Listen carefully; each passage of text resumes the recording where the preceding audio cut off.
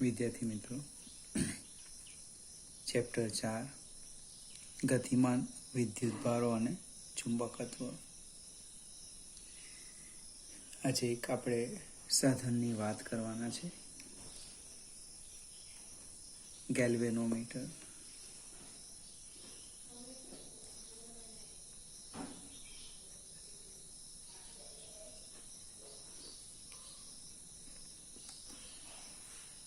એની રચના હું સીધી ચોપડીમાં જ બતાવું તમને. આ પ્રબળ સ્થાયી નળાકાર લોહ ચુંબક છે. એને કારણે સમાન ચુંબકીય ક્ષેત્ર ઉત્તરથી દક્ષિણ આ દિશામાં આવે.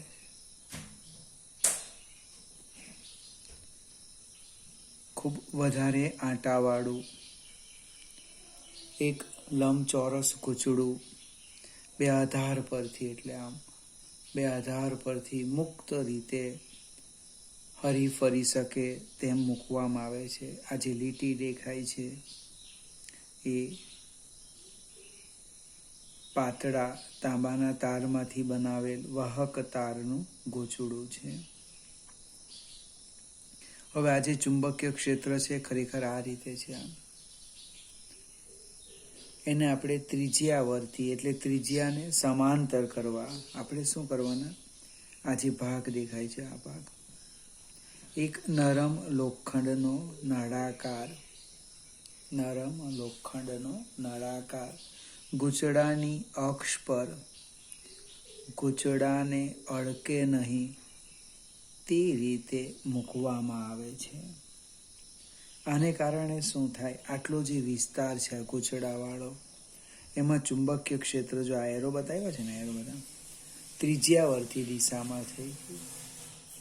ત્રિજ્યાવર્તીનો અર્થ આ જે સમતલ છે એ તમે આમ રે જેમ મૂકો તેમ હંમેશા ક્ષેત્રને સમાંતર આવવાનું.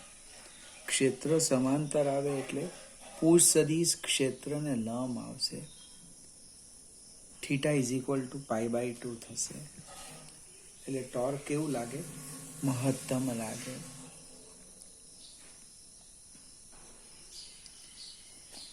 ફરીથી આ રચના સમજાવો. એક નાની સરખી આકૃતિ દોરીને આ આપણા પ્રબળ સ્થાયી એટલે સ્થિર નળાકાર લોહ ચુંબક છે. આ ઉત્તર ધ્રુવ છે, દક્ષિણ ધ્રુવ છે. ક્ષેત્ર આ દિશામાં છે હાલમાં. હવે એક લંબચોરસ ગૂંચળું, મને વધારે આંટાવાળું એક આવું લંબચોરસ ગૂંચળું એના બે આધાર પરથી મુક્ત રીતે ભ્રમણ કરી શકે તે રીતે મૂકવામાં આવે છે.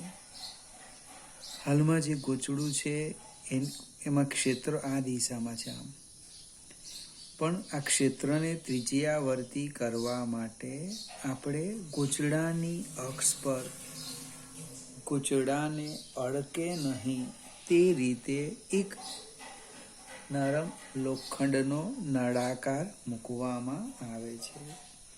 એટલે હંમેશા શું થવાનું, આ ચુંબકીય ક્ષેત્ર અને ગૂંચળાનું સમતલ એકબીજાને સમાંતર આવે. એનો અર્થ ચુંબકીય ક્ષેત્ર અને પુષ સદિશ પરસ્પર લંબ થવાના. આપણે ગૂંચળાની વાત કરું તો આંટાની સંખ્યા હું લઈ લઉં.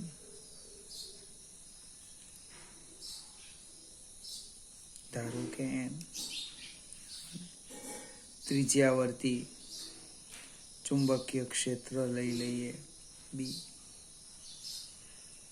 ક્ષેત્રફળ લઈ લઈએ આપણે કેપિટલ A. હવે ગૂંચળામાંથી તમે પ્રવાહ પસાર કરો. ગૂંચળામાંથી પ્રવાહ પસાર કરતા શું થવાનું? ગૂંચળા પર ટોર્ક લાગે.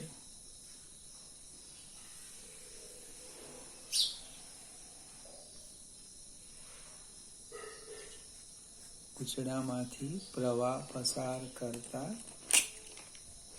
ગૂંચળા પર ટોર્ક લાગે. કેટલો ટોર્ક લાગે? તો tau is equal to N A B. N A I રહી ગયો. N A I B sine theta. ક્ષેત્ર ત્રિજ્યાવર્તી છે. ક્ષેત્ર કેવું છે? ત્રિજ્યાવર્તી. એનો અર્થ થીટા હંમેશા π/2 થાય. એટલે ગૂંચળા પર મહત્તમ ટોર્ક લાગે. કેટલું લાગે? Tau is equal to N A I B. ટોર્કને કારણે આ જે ગૂંચળું છે એ કોણાવર્તન અનુભવવાનું. અને હવે જેવું કોણાવર્તન અનુભવે એટલે શું થાય? સ્પ્રિંગને છેડે એક કમાન મૂકેલી છે. કમાન આવી રીતના એ કમાન ખુલે. પરિણામે એની અંદર પુનઃસ્થાપક ટોર્ક ઉદ્ભવે. આ ગૂંચળું જેવું કોણાવર્તન કરે, ટોર્કને કારણે ગૂંચળું ભ્રમણ કરે એટલે કમાન ખુલવાની. બરાબર ને? ગૂંચળું ભ્રમણ કરતા સ્પ્રિંગ લખો અથવા તો કમાન જે લખે તે એ શું થવાનું? ખુલે. પરિણામે તેમાં પુનઃસ્થાપક ટોર્ક ઉદ્ભવે. હવે પુનઃસ્થાપક ટોર્ક એ કોણાવર્તનના સમપ્રમાણમાં. બને પુનઃસ્થાપક ટોર્ક એ કોણાવર્તનના સમપ્રમાણમાં. એટલે કે ટો ચલે છે ફાઈ. એટલે કે ટો ઇઝ ઇક્વલ ટુ કે ફાઈ. કે એનું નામ છે બળ અચળાંક. આગળ આપણે એક બળ અચળાંક પણ જોઈ ગયા. અહીંયા બળ અચળાંક છે. કેનો એકમ પણ બદલાઈ જાય છે. કે ઇઝ ઇક્વલ ટુ τ/5. એટલે એનો યુનિટ શું થવાનો? જૂલ પર રેડિયન. પારિમાણિક સૂત્રો એટલે જૂલનું કાર્યનું થશે. હવે જ્યારે આવર્તન ટોર્ક અને પુનઃસ્થાપક ટોર્ક સમાન મૂલ્યના બને ત્યારે ગૂંચળું સ્થિર આવર્તન બતાવે. જ્યારે આવર્તન ટોર્ક અને પુનઃસ્થાપક ટોર્ક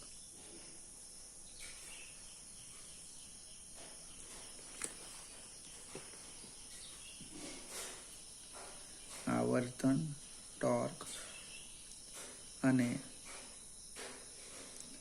પુનઃસ્થાપક ટોર્ક સમાન મૂલ્યના બને ત્યારે ગૂંચળું સ્થિર આવર્તન દર્શાવે. ગૂંચળું સ્થિર થઈ જવાનું. ટૂંકમાં ગૂંચળા સાથે જોડેલ દર્શકના સ્કેલ પર સ્થાન પરથી તેમાંથી પસાર થતો પ્રવાહ માપી શકાય છે. આપણે એને ગણિતમાં લખીએ. એન એ બી આવર્તન ટોર્ક બરાબર કે ફાઈ. એટલે કે phi is equal to N A B by K into I. હવે આ જે આખો ભાગ છે એ તો અચળ થઈ જવાનું, અચળ. એટલે કે કોણાવર્તન એ પ્રવાહના સમપ્રમાણમાં. પ્રવાહ વધે, કોણાવર્તન વધે, પ્રવાહ ઘટે, કોણાવર્તન ઘટે. અને એક પરિચિત પ્રવાહનો ઉપયોગ કરી આપણે સ્કેલ તૈયાર કરી શકીએ. ફરીથી ખૂબ ઉપયોગી આ એક સાધન છે ગેલ્વેનોમીટર. ગેલ્વેનોમીટરનો ઉપયોગ આપણે પ્રવાહ માપવા માટે, સૂક્ષ્મ પ્રવાહ માપવા માટે કરવાના.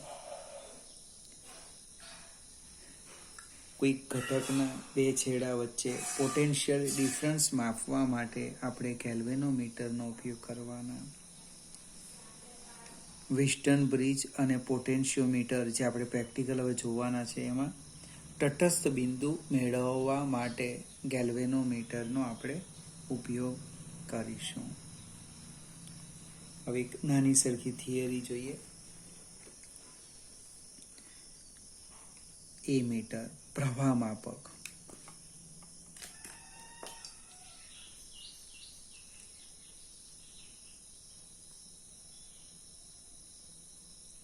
અને એમીટર અથવા મિલીએમીટર, માઇક્રોમીટર જે કહેવું તે. ગેલ્વેનોમીટરનું પ્રવાહ માપકમાં રૂપાંતર કરવાનું. એક નાનો સરખો પરિપથ જોઈએ. આ રીતનો એક પરિપથ છે. અહીંયા 2 વોલ્ટની બેટરી લઈએ, એનો આંતરિક અવરોધ 0 લઈ લે.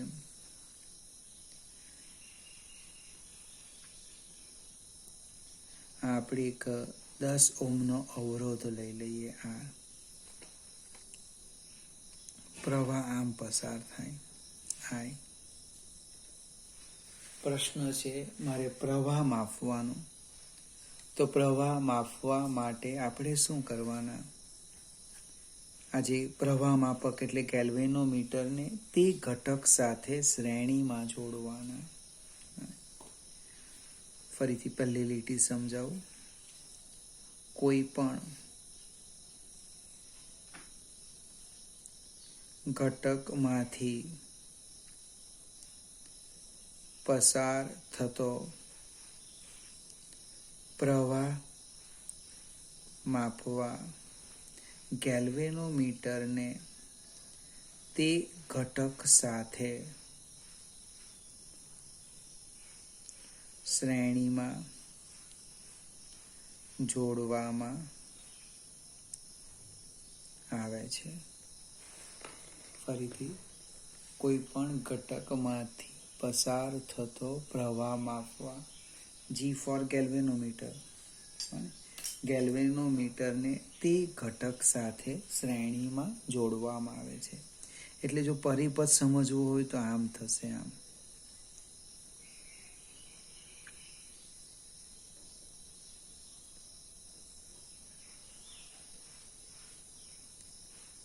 અને આર લઈ લઈએ 10 ઓહ્મ. હવે આમ કરવાથી શું થાય? અને ગેલ્વેનોમીટરને જો તમે ડાયરેક્ટ પ્રવાહ માપક તરીકે ઉપયોગ કરો તો 2 મુશ્કેલી આવે. 2 મુશ્કેલી ઉદ્ભવે અથવા આવે. કઈ મુશ્કેલી? મને 2 માર્ક્સનો પ્રશ્ન છે. પહેલો કે ગેલ્વેનોમીટરનો અવરોધ. ગેલ્વેનોમીટરનો અવરોધ તે ઘટક સાથે શ્રેણીમાં જોડાય.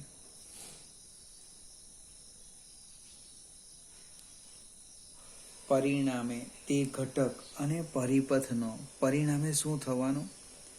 પરિણામે તે ઘટક અને પરિપથનો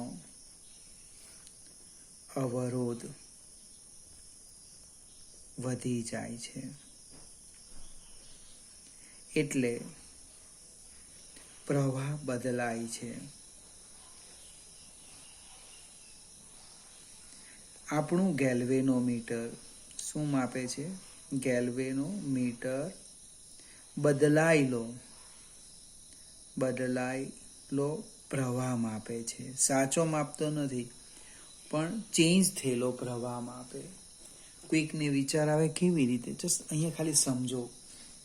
ધારો કે હું G બરાબર 90 ઓહ્મ લઈ લેમ. સપોઝ G બરાબર 90 ઓહ્મ. આ પ્રવાહ મારો I છે. માપવાનો હતો કેટલો પ્રવાહ તે જો. I બરાબર V/R. આ રફ કામ છે કે 2/10 0.2 એમ્પિયર માપવાનો હતો. એટલે મેં ગેલ્વેનોમીટરને આ ઘટક સાથે શ્રેણીમાં જોડી દીધું. તો ગેલ્વેનોમીટરનો અવરોધ આની સાથે શ્રેણીમાં આવ્યો એટલે 10 + 90 100 થઈ ગયા. પરિપથનો અવરોધ વધી ગયો, પ્રવાહ બદલાઈ ગયો. I ડેશ બરાબર 2/10 + 90 એટલે કે 2/100 0.02 એમ્પિયર. માપવાનો હતો 0.2 એમ્પિયર, માપે 0.02 એમ્પિયર. કારણ શું છે? પહેલી મુશ્કેલી આપણી કે ગેલ્વેનોમીટરનો અવરોધ તે ઘટક સાથે શ્રેણીમાં જોડાય. પરિણામે શું થવાનું? તે ઘટક અને પરિપથનો અવરોધ વધી જવાનો. એટલે કે પ્રવાહ બદલાય. એટલે કે આપણું ગેલ્વેનોમીટર બદલાયેલો પ્રવાહ માપે છે. બીજી મુશ્કેલી છે કે ગેલ્વેનોમીટર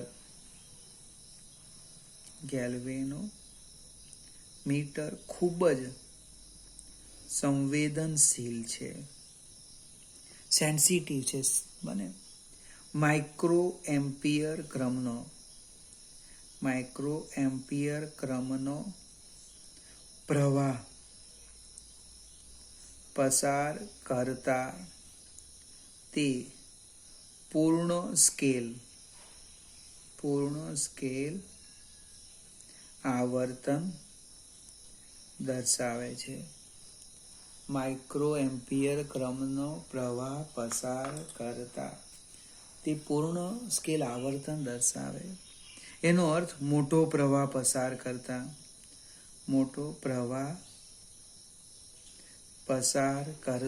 શું થવાનું?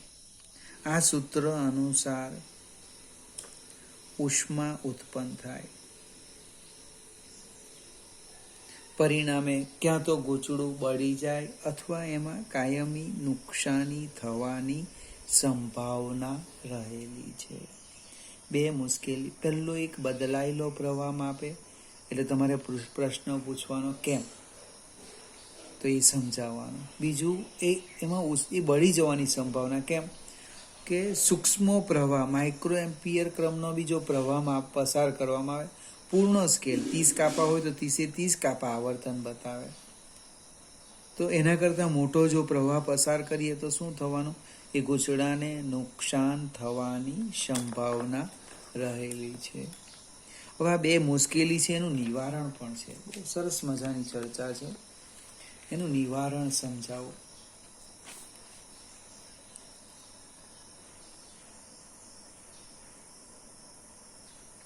એનું નિવારણ કેવી રીતે કરવાના? તો આપણે પરિપથની મદદથી સમજવા પ્રયત્ન કરીએ. આ મારું ગેલ્વેનોમીટર છે. એને સમાંતર હું એક ગેલ્વેનોમીટર કરતાં નાના મૂલ્યનો લઘુ અવરોધ જોડું. એને શન્ટ કહેવાય. હવે પરિસ્થિતિ શું થાય તે સમજાવું. જો નિવારણ અહીંયાથી સમજી લઈએ કે આ જે શન્ટ છે એનું મૂલ્ય આના કરતાં ખૂબ નાનું છે. એટલે મોટે ભાગનો પ્રવાહ શન્ટમાંથી પસાર થવાનો. ધારો કે IG જેટલો ગેલ્વેનોમીટરમાંથી પસાર થાય, બાકીનો IS શામાંથી પસાર થવાનો? શન્ટમાં. એટલે મારી જે બીજી મુશ્કેલી હતી ગૂંચળું બળી જવાવાળી, એ સંભાવના નિવારી શકાય. બીજું, શન્ટ અને ગેલ્વેનોમીટર એકબીજાને સમાંતર છે. એટલે સમતુલ્ય જે અવરોધ છે એ શન્ટ કરતાં પણ નાનો આવવાનો. એને પરિપથના અવરોધની સરખામણીમાં અવગણી શકાય. એટલે કે પરિપથનો અવરોધ અને પ્રવાહ બદલાતો નથી. ચલો એનું ફરીથી લખીને સમજાવું. આ બે મુશ્કેલીનું નિવારણ કરવા અને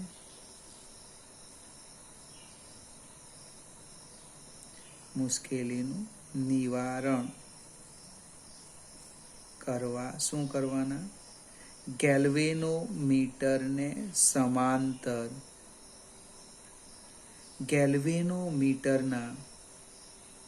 ગેલ્વેનોમીટરના અવરોધ કરતા નાના મૂલ્યનો લઘુ અવરોધ જોડવામાં આવે છે. તેને શન્ટ કહે છે. અને શું કહેવાના? શન્ટ. એટલે કે મોટે ભાગનો પ્રવાહ, અને મોટો પ્રવાહ હવે શામાંથી પસાર થવાનો? શન્ટમાંથી પસાર થાય. કેમ? તો કે એનો અવરોધ ઓછો છે. પરિણામે ગેલ્વેનોમીટરનું ગૂંચળાને એટલે ગેલ્વેનોમીટરને નુકસાન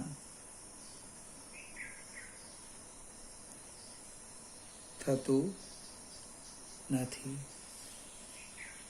મોટે ભાગનો જે પ્રવાહ છે શન્ટમાંથી પસાર થશે, એટલે ગેલ્વેનોમીટરને નુકસાન થતું નથી. બીજું પોઈન્ટ લખીએ કે ગેલ્વેનોમીટરનો અવરોધ જી અને શન્ટ સમાંતરમાં આવે.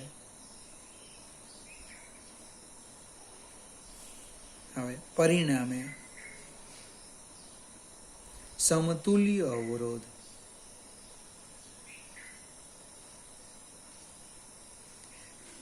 અને શન્ટ કરતા પણ નાનો બને. સમતુલ્ય અવરોધ શન્ટ કરતા પણ નાનો બને, જેને પરિપથના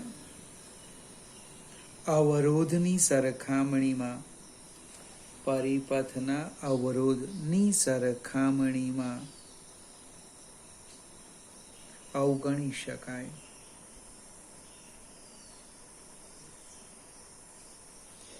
અને ગેલ્વેનોમીટર અને શન્ટ એકબીજાને સમાંતર આવે. પરિણામે સમતુલ્ય અવરોધ એ શન્ટ કરતા પણ નાનો બને, જેને પરિપથના અવરોધની સરખામણીમાં અવગણી શકાય. એટલે કે પ્રવાહ બદલાતો નથી. એટલે બે મુશ્કેલી હતું, એ બે મુશ્કેલીનું નિવારણ સમજાયું. હવે હું જે સમજાવું એ બધું જ નહીં લખવાનું, 2 માર્કમાં ટૂંકમાં લખવાનું. 6 કે 7 લીટીમાં આપણે પ્રશ્નનો જવાબ આપવાનો છે. એક શન્ટનું સૂત્ર મેળવીએ. કેવી રીતે? જો આ જે પરિપથ છે, મને ગેલ્વેનોમીટરની પ્રવાહ ક્ષમતા લખું છું. હવે પ્રેક્ટિકલની વાત કરતો છું. ગેલ્વેનોમીટરની પ્રવાહ ક્ષમતા આઈજી, એટલે કે આઈજી જેટલો પ્રવાહ પસાર કરીએ તો તે પૂર્ણ સ્કેલ આવર્તન બતાવે. એનો જે અવરોધ છે એ અવરોધ જી લખી દો. મને ફરીથી ગેલ્વેનોમીટરની પ્રવાહ ક્ષમતા લખી આઈજી, એનો અવરોધ લખ્યો જી. અને શામાં રૂપાંતર કરવાનું? આઈ એમ્પિયર પ્રવાહ માપે તેમાં રૂપાંતર કરવાનું. તો આપણે શન્ટનું મૂલ્ય એવું લેવામાં આવે કે જેથી આઈ માંથી આઈજી પ્રવાહ ગેલ્વેનોમીટરમાંથી પસાર થાય. ગેલ્વેનોમીટરમાંથી પસાર થાય અને બાકીનો શન્ટમાંથી. એટલે આપણો જે પરિપથ છે આઈમાંથી આઈજી જેટલો ગેલ્વેનોમીટરમાં, બાકીનો એટલે કેટલો આઈએસ શંટમાંથી પસાર થાય. હવે આમાં આપણે આ બંને એકબીજાને સમાંતર છે એટલે પોટેન્શિયલ ડિફરન્સ સરખો આવવાનો. જો બંને સમાંતરમાં છે એટલે પોટેન્શિયલ ડિફરન્સ વીજી બરાબર વીએસ. વીજી એટલે લખું આઈજી ઇન્ટુ જી, આઈએસ ઇન્ટુ એસ. એટલે કે એસ બરાબર શું થવાનું? આઈજી અપન આઈએસ ઇન્ટુ જી. પણ આઈએસ એટલે તો કે આઈમાંથી આઈજી ગેલ્વેનોમીટરમાં ગયો, બાકીનો વધેલો તે શામાં જવાનો? શંટમાંથી. એટલે આઈએસની કિંમત મૂકી દઈએ તો શંટનું સૂત્ર આવે છે એસ બરાબર IG upon I minus IG into જી. ખૂબ અગત્યનું ઓબ્જેક્ટિવ અથવા તો એક્ઝામ્પલનું સૂત્ર છે. શંટ એસ બરાબર IG upon I minus IG into જી. તમે ચોપડીમાં જોશો 3-4 લીટીમાં બધું જ સમજાવી દીધું છે, પણ આપણે આ રીતના એકવાર સમજી લો પછી ટૂંકમાં લખી દેવાનું. આ આઈજી એ પ્રવાહ ક્ષમતા, જી એ ગેલ્વેનોમીટરનો અવરોધ અને આઈ જેમાં આપણે એને રૂપાંતર કરવાના. Shunt S is equal to IG upon I minus IG. બમણો કરવાના, 3 ગણો કરવાના, 4 ગણો કરવાના, કંઈક ટકા આપે, જે આપે તે આમાં તમે કિંમત મૂકો એટલે જરૂરી શંટનું મૂલ્ય આવી જશે. વિદ્યાર્થી મિત્રો, અહીં થોડી થિયરી મારી બાકી છે, પણ આટલું તૈયાર કરો તો આના પછીના વિડીયોમાં વોલ્ટ મીટર અને કેટલાક ઓબ્જેક્ટિવ જોઈશું આપણે.